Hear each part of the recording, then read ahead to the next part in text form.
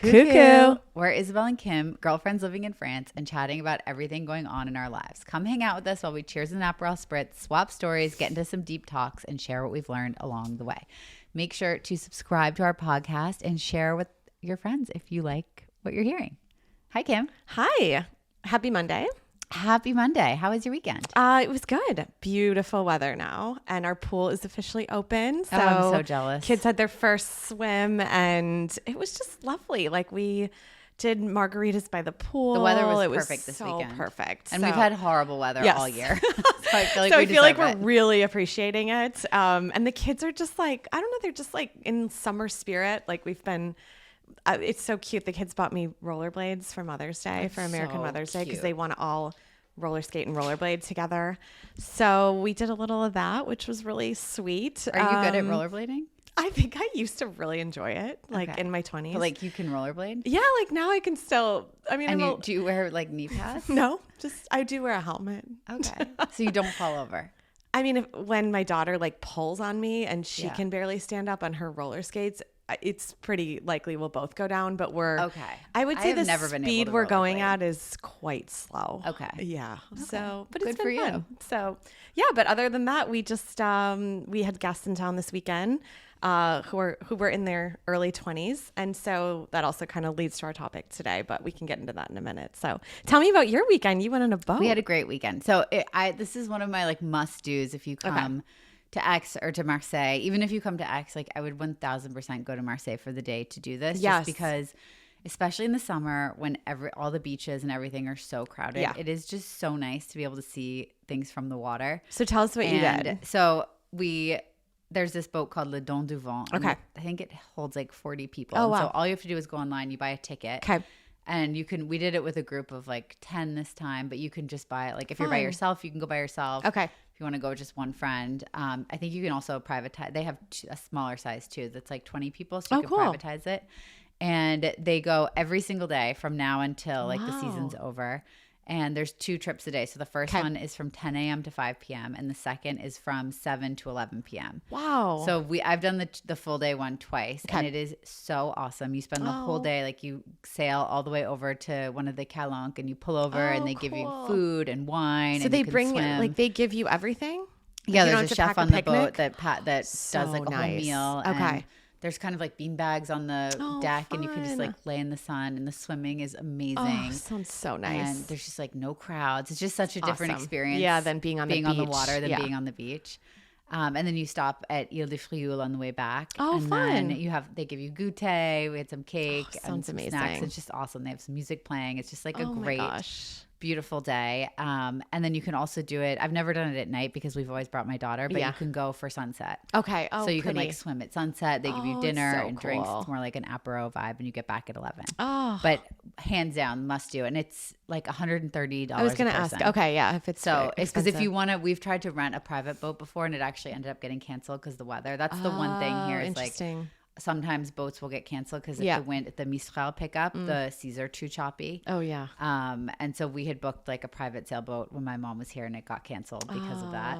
So look, it's not always like a guarantee it'll happen, but I would definitely recommend it. And this is way, way cheaper than a private boat is like at least $1,000. That's what I was going to ask. I bet that's really expensive for the day. So this for like our family, I think the kids have to pay, but it's like half price. Oh, great. Okay. We'll put this in the show notes because it seems like if it's a must do and I've never done it, you and I are booking for July. Yeah, we should definitely do it again in July. And then on Sunday, I don't know if I would necessarily like spend a day doing this if you're only visiting, but we went to Chateau Beaupre, which is just like it's beautiful kind of like Provençal Bastide, and they have a cave with wine and you can buy really wine. Nice.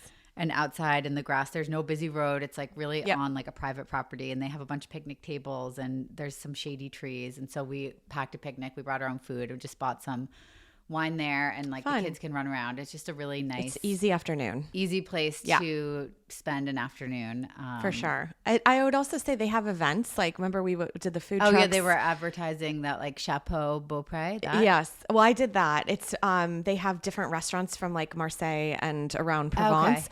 And they give you like a tasting and food pairing at like all the different stops. It's like a gastronomic experience at Chateau de Beaupre. I think it's in June, actually.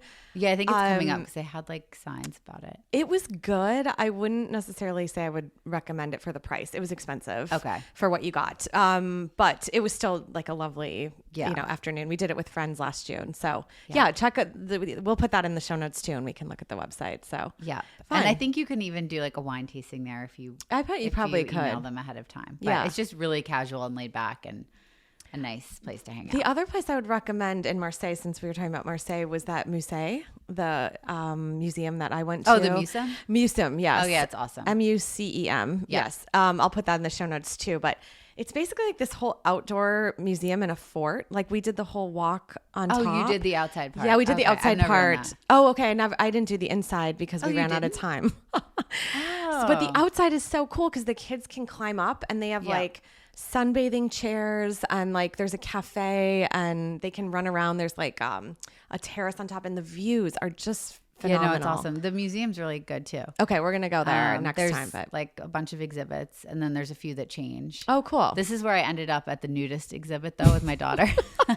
And like everyone was naked and I was like, what? No, not like it was just pictures. Oh, of, pictures. Okay. All these like it was about like the nudist movement in France at some point. So my daughter thought it was hilarious. She's like, oh my gosh. That's amazing. Okay, we'll have to look when that is. I think that one might maybe that was like a traveling exhibit. That's awesome. But anyways, I would recommend that in Marseille for sure. There's a couple like, and I would say because of parking is such a problem in Marseille, you get really easy parking if you go to that museum. So yes.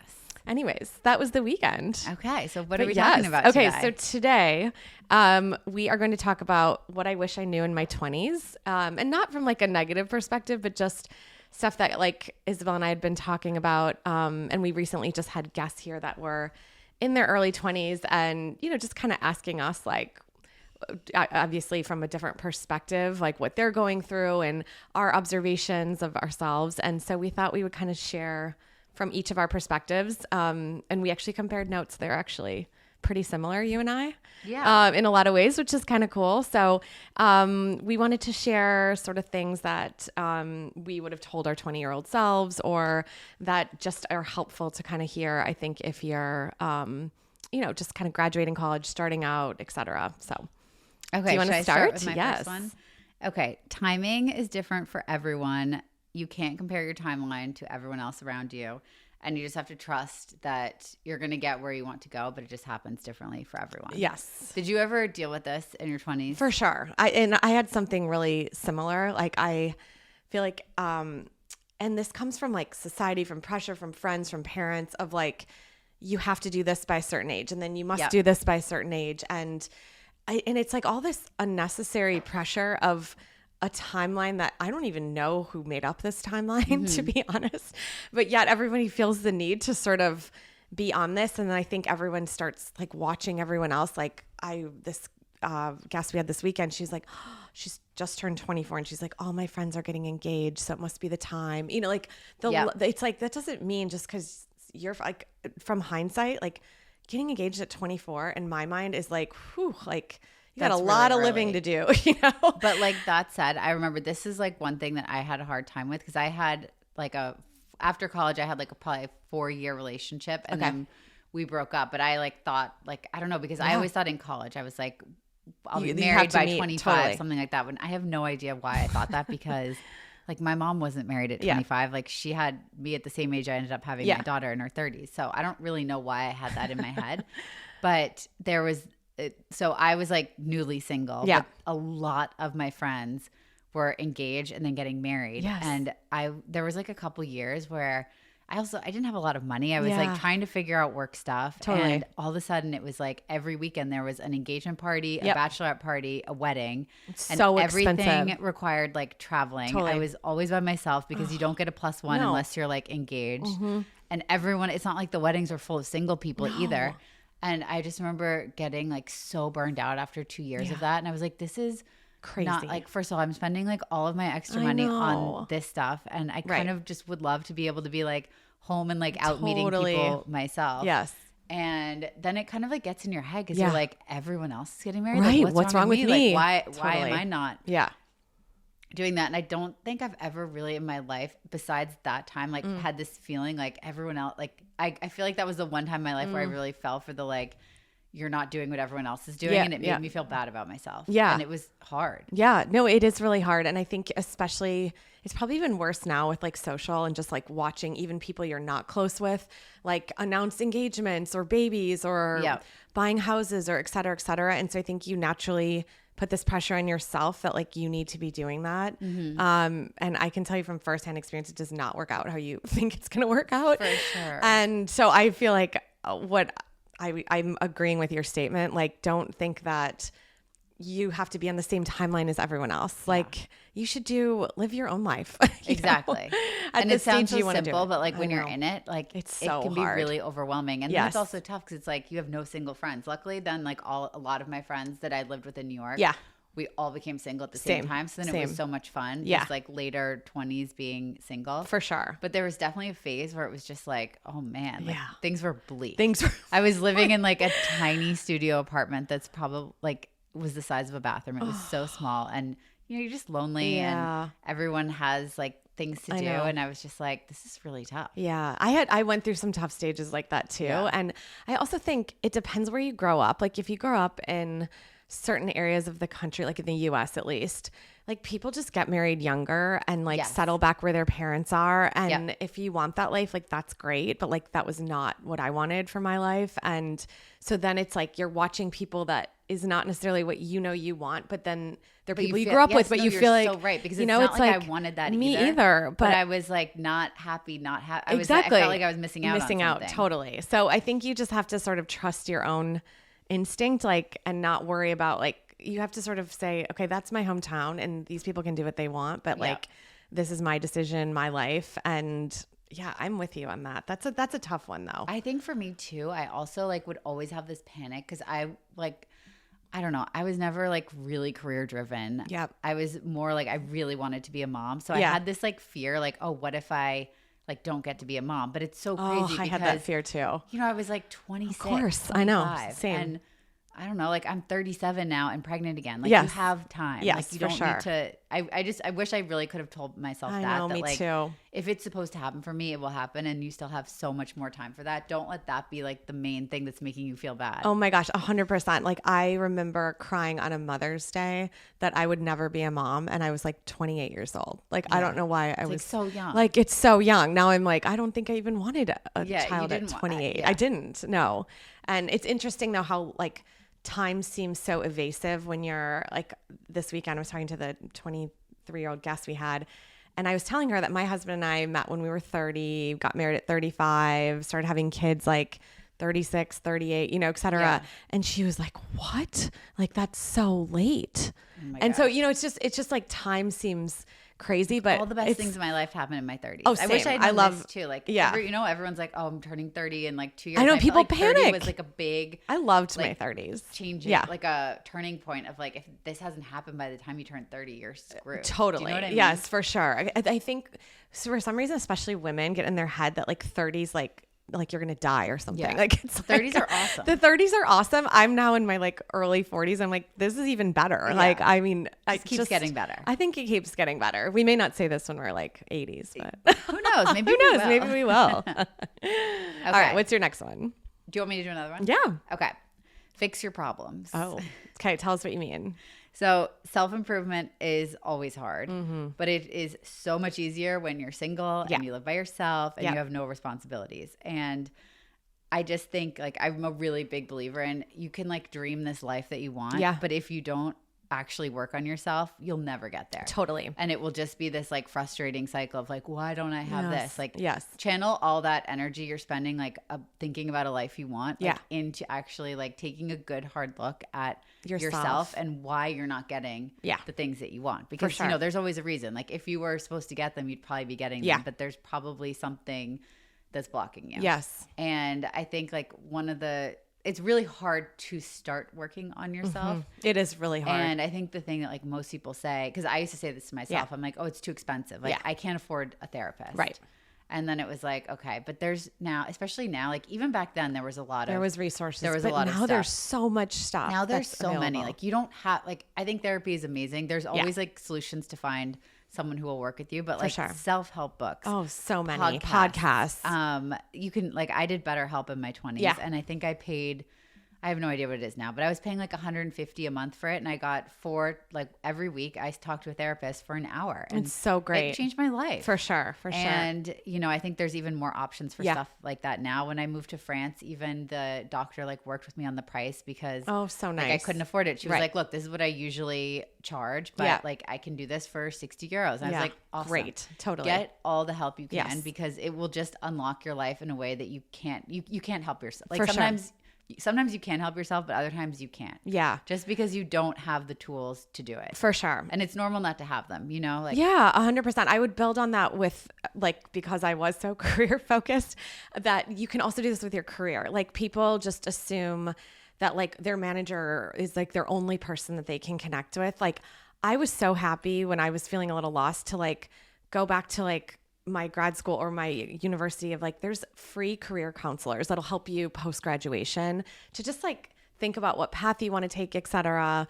And I would also say like, don't be afraid of like mentors outside of your own, like where you work, like just reaching out to women. Like I love when like women in their 20s or 30s come to me now and are like, could I just like bounce ideas off of you for your People career? are so willing to help. So willing to help. And sometimes it just takes like an outsider's perspective that's not so in it with you to help you like think through where to go or what to do next. And I just find that like incredibly helpful. So I agree. And I also think it sets you up for like this constant like being able, because I don't know, when I was in college, like I never really thought about like self-help. Right. Or, like same. trying to be, I was like, my like, life who is cares? Great. This is my life. Wasn't on my mind. For sure. But I think once you start to do that and then you see positive changes from it, For sure. you keep that. It's like a good habit that you build then going forward through your life, because life can get better, but life gets harder. It does get harder. Just because more things add to your life. Yeah, for sure. You have kids, you have responsibilities, parents get sick. There's just more that can happen as you get older. And so I think it's such a good skill to be able to be like, okay, at any point in your life, like before maybe you've just gotten married or maybe you've like changed a job or you've just had kids. Like there's always these things that are going to trigger things and cause you to be the person, not be the person you want to be. And so if you have that habit of like, okay, let me take a step back. I think I need some help figuring out this moment in my life so I can like reach the next level. Does that make sense? No, 100%. And I would say on that same note, like it kind of gets back to like, if you work on yourself, you also learn to like get to know yourself better and listen to yourself in your 20s. Like, I think you've always been good at this. Like I have not been good at this. Like I would say I typically would ignore like any gut intuition and go with like whatever my head was thinking and then ask everyone around me for their opinions on like my own life and what I should do next and where I should move careers or what cities. And it's like so it's crazy and it's terrible. Yeah. And I'm realizing now, like, I don't know why I never really knew myself in my 20s. Like now I'm like, I actually feel like I really know myself a lot better than I ever have. And it's like a great thing because you get to be able to then make your own decisions and you don't need somebody else telling you like what to do. And I would also say it's super important before you meet the partner you're going to settle down with. I was just going to say this. Oh, because you want to attract a partner that also does this. Yes. Because you don't want to, if you're working on yourself all the time. Yes. You want your partner to be working on themselves and like keep improving too. And I think that's where like a lot of marriages can really go in two different directions because if one person is just so set in their ways and they're going to be like that for the rest of your life, but the other person's growing and evolving, you just grow apart. You just grow apart. And I'm so thankful. Like, I think when I met my husband, I was a little bit like older and had kind of at least like knew myself a little better, probably not as well as now, but he would always say to me, like, I'm not going to tell you anything. Like you have to default to yourself to figure it out. Like, and I love that because for a while I would look at him and be like, I don't know, what should I do here? Like, should I do this job or this? And then he's like, what do you want? Like, what's important to you? What matters to you? And like, just emotionally mature. Yes. Emotionally mature. Like to have someone that puts the onus back on yourself, I think is so important. And like being on like sort of a growth journey together where you're both trying to evolve. And like my husband and I will share like, oh, I just listened to this podcast. Like, it's awesome. Like, super interesting perspective about XYZ of parenting or XYZ of just like helping us be better at like the things we do together and just our own individual people, I think is so cool. It's just so much better to live your life from a place of growth. Yes. Instead of a place of like being stagnant. Yes, for sure. And the last thing I'll say about like fixing your problems is when it comes to having kids, like everyone will always, you can't get rid of all of your problems forever. New problems show up, but all the time. Your kids, you're literally a mirror to them. Your kids will do what you do. It doesn't matter if you realize like you have a problem, like if you're super anxious, if you have an issue with food, like any issue you have, your kids will automatically pick up on it, no matter how hard you try to hide it. So true. And that can get really, I would imagine that could get very complicated. Yeah. Because, you know, then you've passed on that issue. Yeah. Like that you've probably gotten from your parents. For sure. Like for me, like my mom was always very anxious when we were little. And I had to work so hard to get rid of those like thoughts in my head all the time. And I'm like, I cannot do this with my daughter. I don't want to. And so if you don't change those, you pass it on. And then they pass it on. And it's kind of just like getting generational out of those cycles. That's such a good point, because I am also working on that. Like my mom was also very anxious and still is, and her my grandmother was also the same way, and I'm sure it just got passed down. And I'm like naturally an anxious person, but I try so hard like not to do that with my daughter and son. Same. Like just because, but it takes work. Like I have to like negate negative thoughts in my head. I have to do things that like I know will not put me in an anxious state. Yep. But you have to work at that constantly. This is not and then like if you add in being one tired, and done. Like when you're tired, it's like anxiety rises. Right to the roof. Yes, for sure. And I think that's where I was just listening to this podcast, and they were saying one of the things that makes kids anxious is you rushing them in the morning, like which I'm trying so hard now. We've been getting up so early. I'm waking up at like 6:45 now to like get things better started. To just get them. They're better off not like losing a little, like 15 minutes of sleep to avoid rushing them to school in the morning. Like I'm learning this because that anxiety you put on kids, it like starts their whole day. It starts their whole day like that. So as hard as that is, like my advice would be let them lose 15, 20 minutes of sleep versus like rushing them through just to allow them that extra 20 minutes of sleep. Don't you agree? What I'm doing is I'm getting up before my daughter now. Oh yeah. Don't you always do that? No. No. I mean, like I always do that so that everything's like organized. You know, I've never when they get up. We get up at the same time. Oh my God. And we go down and like have breakfast and get in the car and go to school. Okay. But now I'm getting up earlier and just like being dressed and getting breakfast ready. So then when she wakes up, and then if she doesn't wake up by a certain point, I go up. Okay. And I'm like, I'm downstairs, like you need to start waking up. And then she wakes up because she likes to wake up slowly. So does my kids, and then she comes down. Yeah. And it's working better. It's that better. said, we were late to school today. Oh, no. And we woke up early, so I don't know what happened. All right, we had a really just like relaxing breakfast. Good. Just a little too relaxed. A little too relaxed, maybe. But that's good. I like it. I like it. We're working on it. Okay, do you want to do one of yours? Yes. Okay. I would also say it's so interesting, like, and I observed this past weekend as well. There's such a tendency to want to plan out your whole life when you're in your 20s to like have these goals of where you're going to live, what you're going to do, like by what age points. Like I remember being like, I need to be at a marketing director level before I'm 30, because then I'll be ready for this level when I'm in my 30s. And it's like, and just like where I was going to live and et cetera, et cetera. It goes on. And like, it's so weird. If somebody had told me that now, like I'd be living in the south of France with 2 young kids, I'd be like, no. Like that's not on my life plan. Like that is something I was not on my like agenda of what I was going to do by certain points in my life.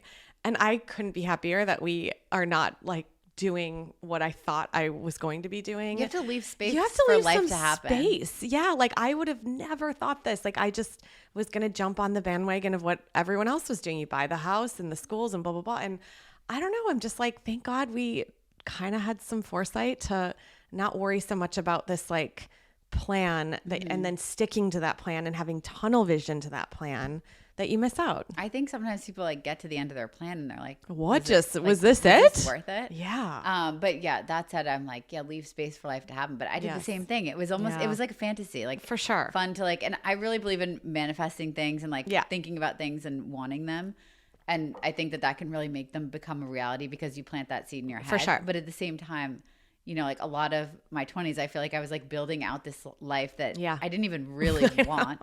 And all of that thought could have gone to the self-improvement to begin with. For sure. You know, I don't know. I know. Well, and I think it's also like I had to have someone tell me that like fairy tale movies are not real. You know, like you see these like, oh, they have the perfect house and family. And like, this is like, that's not reality by any stretch. And sometimes it's so easy like to get wrapped up in the manifestation. What did you say? The dream, like that you're wasting so much time like on this fake visualization of a life that isn't really. Do you even want it? Do you even want it? You don't even know because you don't know how to listen to yourself. Yeah. So yes, that was my other one. Okay. I have another one. Okay. If you want an interesting life, you have to be an interesting person. Such a good point. You can't expect to go on dates and attract interesting people if you have nothing going on for yourself. Yes. So you have to figure out what you want in life and go for it. Yes. I can speak about this. I was going to say, tell me your story. When I graduated college, I think I took like a marketing. I literally chose marketing because one of my friend's older sisters did marketing. Okay. And I was like, oh, that sounds cool. I like advertising. Yeah. But I had literally no idea what I was doing. So when I got out of college, I was like, okay, like I want to find someone to get married and have a family. Like, that's like what was on my mind. I wasn't really thinking about the rest. And I don't really think I knew what I wanted. And I don't think I was that interesting. I think I was kind of just like every other 22-year-old girl that had just graduated college and moved to New York City. Yes, do you know what I mean? Of course. And then I did have a relationship for a while. But then when we separated, I was like moved in by myself. Yeah. And I was kind of like, okay, like, who am I? What do I want? For sure. I ended up like, I quit my like corporate job because I was so unhappy and I was nannying on the Upper East Side and it was awesome. Right. But it was also just great because I had kind of like some time to figure out what I wanted. Yeah. And once I like figured out what I wanted to do, it was like everything else kind of unlocked a little bit more. And then I had like more things to talk about. Like you have to be out doing stuff and doing interesting things. Yes, for sure. Because my problem was I just found all the guys I was going on dates with to be so boring. Uh-huh. And well, they probably just work all the time. And what are they going to talk about? There was like this instant unconnection. Like I kind of freaked them out. I was so bored by them. They were like weird, like, whoa, like this is too much for me. And I was like, this is so weird. Yeah. And I just I wasn't finding the right people. And I was like, I think I'm just not interesting enough for the type of people that I'm attracted to. Do you know what I mean? That totally makes sense. Because I wasn't interested in them. Yeah. And I was more interested in people who are like doing different things. Totally. But like you can't expect to be doing the same thing as everyone else and have the person who's doing like different exciting things be attracted to you. And I feel like that was just a good lesson for me. And then when I figured out what I wanted to do and had like a little bit more passion and like of course, you're bringing more to the table. Life, then you just like you attract like you meet people that match that same vibe. Does that make sense? I completely agree. I also think it comes from your own inner confidence. Like think about how much more confident you were because you had your own.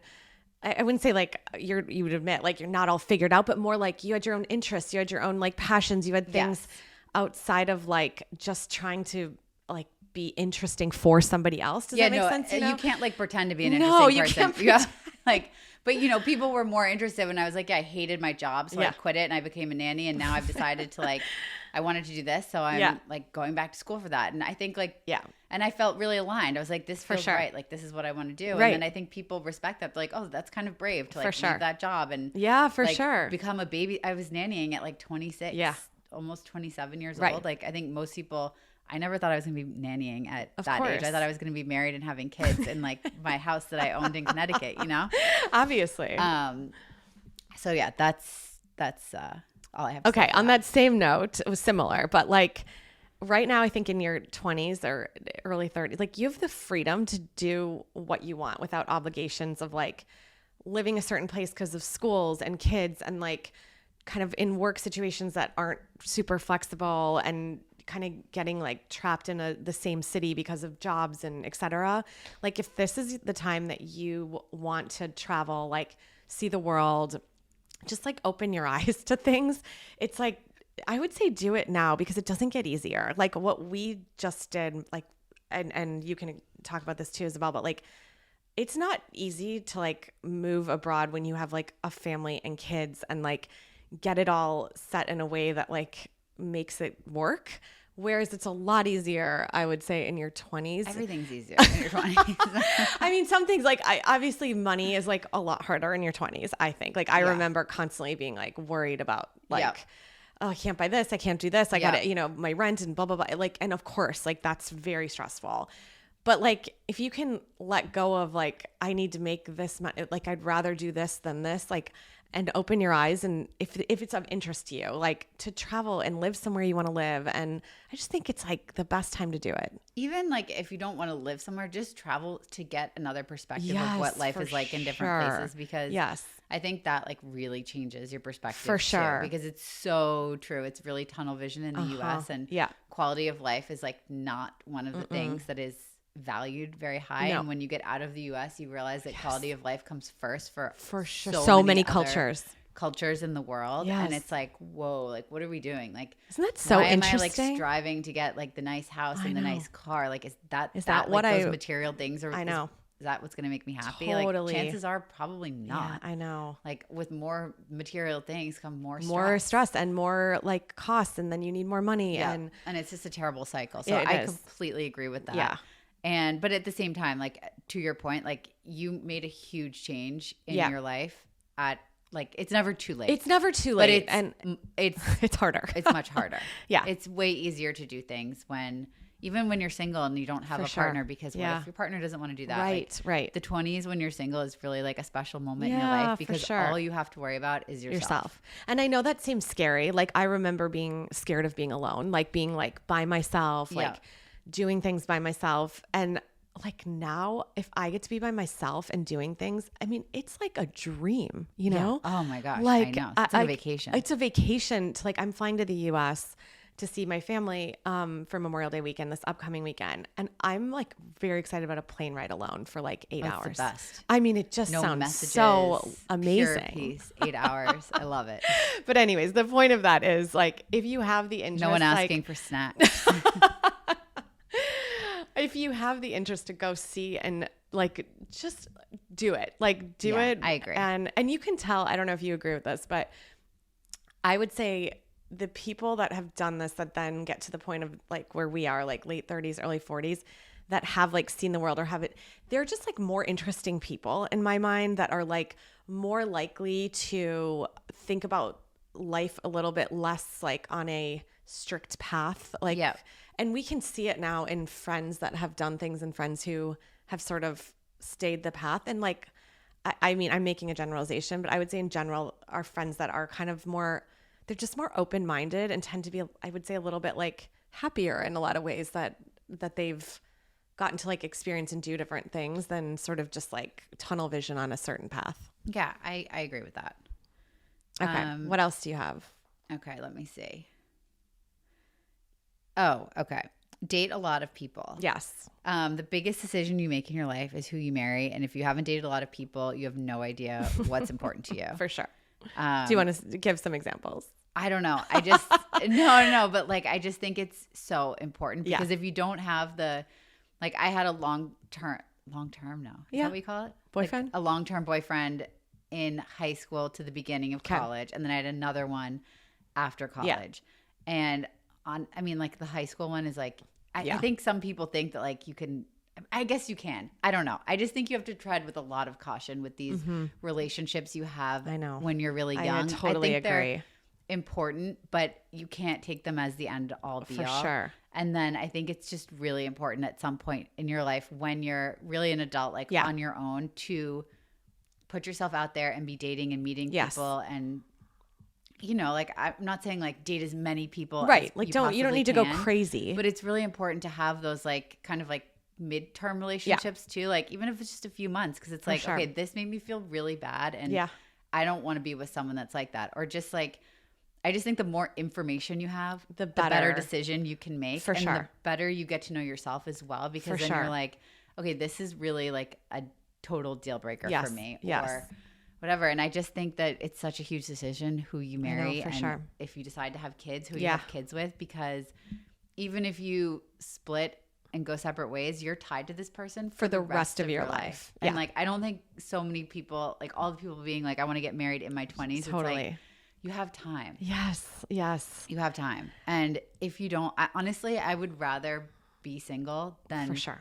married to, especially now that I've like gone through some of this. Like I've known my husband for almost 9 years now.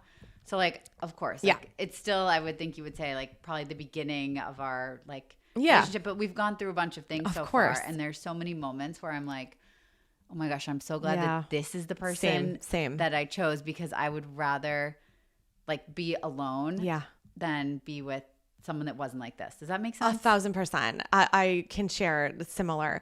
Like I would say, ask yourself, like I was with the same guy I met in college through my like almost late 20s. And it was definitely the wrong person for me. Like, and I did not, even if like there were inklings that I might have had moments where I could see that, I completely pushed it down and ignored it because I preferred the comfort and the security of at least that person, and would allow myself to be like, oh, but there's all these good things. And so I'm just going to like forget about some of these other things. And like, it took like a really bad breakup for me to be like, oh my gosh. Like, and it took me a while to be like, I was honestly staying with that person because it was like someone to just go through life and do things with, and not, it wasn't about like, this person like is really the right match for me and what I want from my life. And then I dated a lot of people in my late 20s and like was so happy I met my husband at 30 and like just kind of knew, because it just, I like had then known myself a little better. I was like,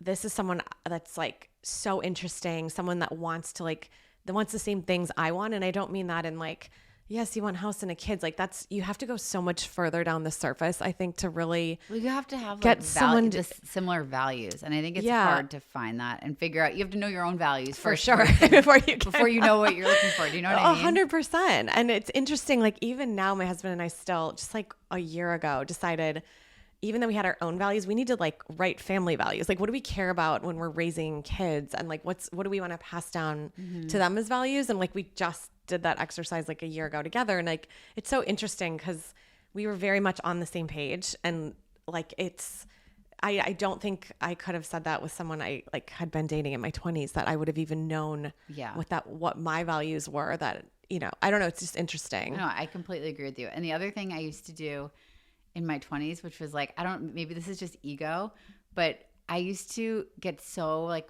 bummed if I was gone on a few dates with someone and I didn't hear from them again, or they like, of course. Like it would like upset me to an extent that was ridiculous, because it's not even like I really liked that person. It was just like the being turned down, I think, that I didn't like. Of course. And then it would like trigger me into this whole like, oh, what's wrong? What's wrong with me? And I'm not good enough. And like I would, if I could go back to that phase, I would be like, that's a blessing in disguise. For sure. Any person who doesn't want to be with you like all the way is just not your person, and is never going to be. Like there were like a few times I remember being so hung up on someone, and I'm like, I think the only reason I'm hung up about it is because they rejected you. Of course. Like shake yourself. Forget about it. Who cares? Who cares? Like, you want to be rejected. Yes. Because when you're rejected, then it's like, okay, like that. This is why that didn't work. For sure. For sure. That's a really good point, because it's so easy to be like someone or like tied that to person an idea of someone. Yeah.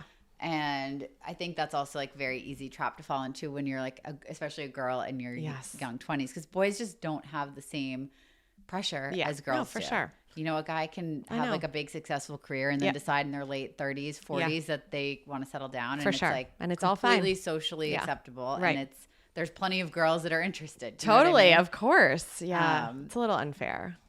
So that's my thing about dating. And then I just have one more on my list. And it's to get off your phone and get outside. Yes. And I have to be honest, in our 20s, like the phone stuff was not as extreme as it is now. No. I even think that like this applies to like us now too. Like especially for me, because so much of my work is on my phone. So it's a really easy trap to fall into to be on my phone. But life happens outside of your house. For sure. And if you're single, and I think now like I can't imagine being single and then you don't have plans that night, so you're home on TikTok, on social media, looking at what everyone else is doing, what people your age getting have. major FOMO. It must just feel terrible. Awful, I bet. Yeah. Put the phone away. Yeah, put the phone away. Get outside. Yeah. Go to a bar by yourself. Yes. Like, go read a book on a terrace. Totally. Go to the park. Just I used to go to night yoga like that. Like it was like a hot yoga at night on Friday nights that I was like, it was 2 hours from like like 7 to 9. A lot of my friends did this. What was it called? I know, they had some name in New York. But anyways, I was like, that was my like, I just got out. I wasn't on my phone. Like, and even if I wasn't like drinking and partying, I just felt so much better. So much better than sitting at home. And just everything happens outside. If you have a for sure interest of some sort, like especially if you're in a big city, there's clubs, there's organizations, for there's sure many things you can do if you look for it. Like join a sports team, join a running club. Like there's so much stuff, and you never know who you're going to meet. For sure. I think that's such a good point. Like the phones are dangerous. Dangerous. I agree. Yes. Also, I've just had one more. Go ahead. I'm actually curious what you think about this because I know like a lot of people always said like, oh, like you'll meet someone like through a friend. Mm-hmm. Did you ever have that? And then because like I was single, and then there were a lot of people that would like kind of set me up with like, I know someone so great. And then you'd be like, really? And then I would go on these dates, and I'd get myself in these like kind of uncomfortable positions because I would show up and I'd be like, what? This like, is who you thought for me? How did it? But then it's like you can really only get set up by people who truly know you for sure. Not kind of not. I don't want to say strangers, but acquaintances. Like be careful who sets you up. I bet this is like 50-50. Then it gets really awkward. I had some bad setups, but my husband and I were set up through my cousin. But that's like a good. My cousin and I grew up together. Yes. And my cousin moved to the South, went to college with my now husband. They became best friends, like fraternity brothers, lived together. And my cousin like texted me, is like, hey, my best friend's moving to New York. Do you guys want to meet up? Like, I think you'd be a good match. I was super skeptical. Yeah. I'm like, this guy was in this fraternity with my cousin. Who knows what a disaster this would be?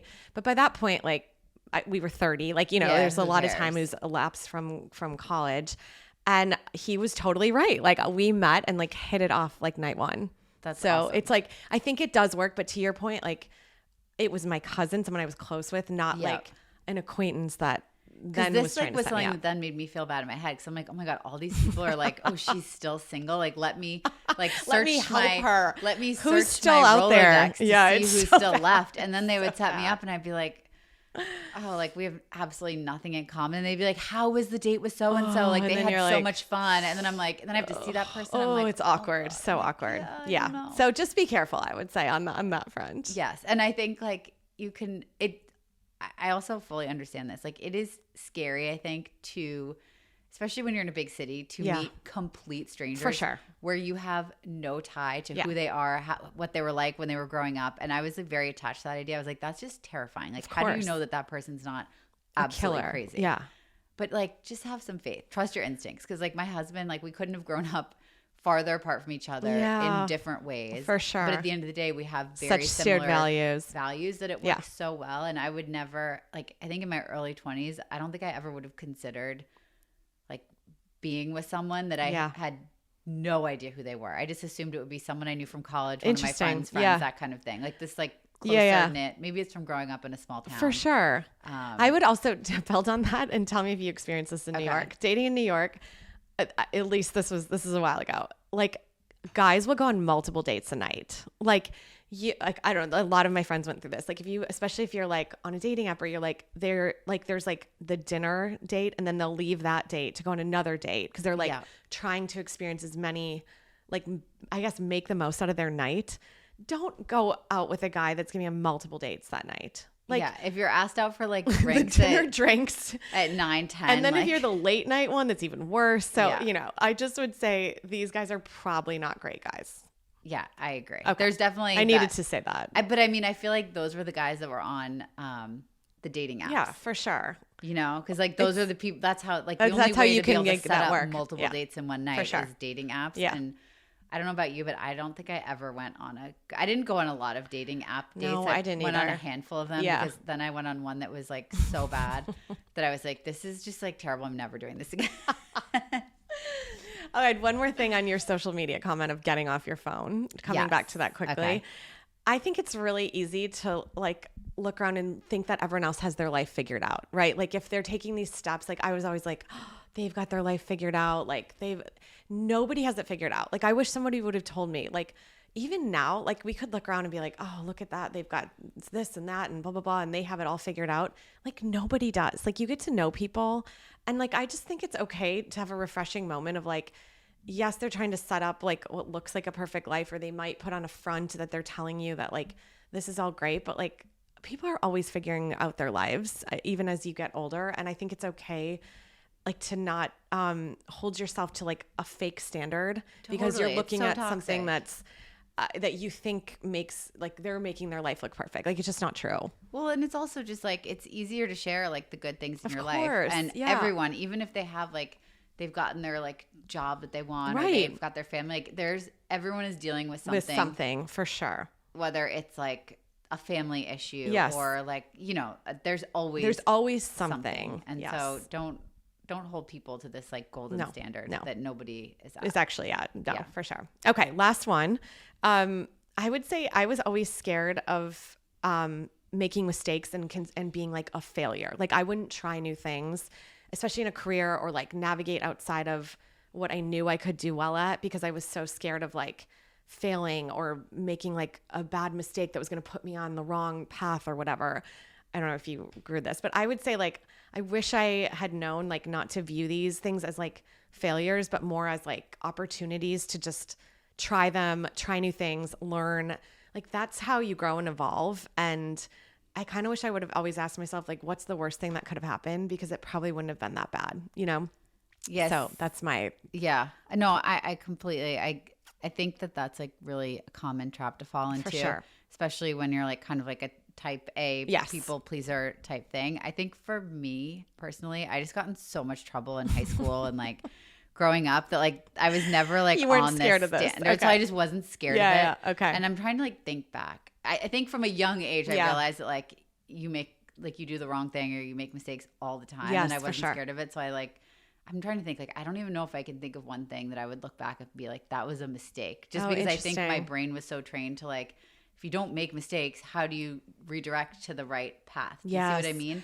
And I feel like every path I've gotten onto was because I guess you could call it a mistake. Like it like taking the wrong type of job or going for the wrong type of career. But if I hadn't chosen that, I wouldn't have chosen something else. So when I look back, I'm like, I don't see any mistakes. I just see like a path of like for sure getting to where you want to go. So I think that's really helpful. Like there really are no mistakes. No, there are no mistakes. There's very few things in life you can do that can really like I mean, there's obviously a few things that we won't go into today. But yes. But in general, I agree. So okay. Well, this concludes our what I wish I would have known in my 20s. If you have your own, don't you think? Wouldn't you like to hear from them? Of course. Add in the comments like a few other. We would love to hear. And I'm also curious, like I want to know like what people wish they knew in their 30s and 40s. Oh yeah. If you have that perspective for us, we'd love to know. Yes. Tell us everything. Tell us everything. Because I'm sure there's a bunch of stuff that that we don't know. I'm getting all confident. Like we don't have it figured out. It doesn't. I hope no one thinks that we're sitting here saying we have this all figured out. No, for sure. No, we don't. Figuring it out every day. Every day. All right. Well, thanks everyone. Okay. See you next time. Bye.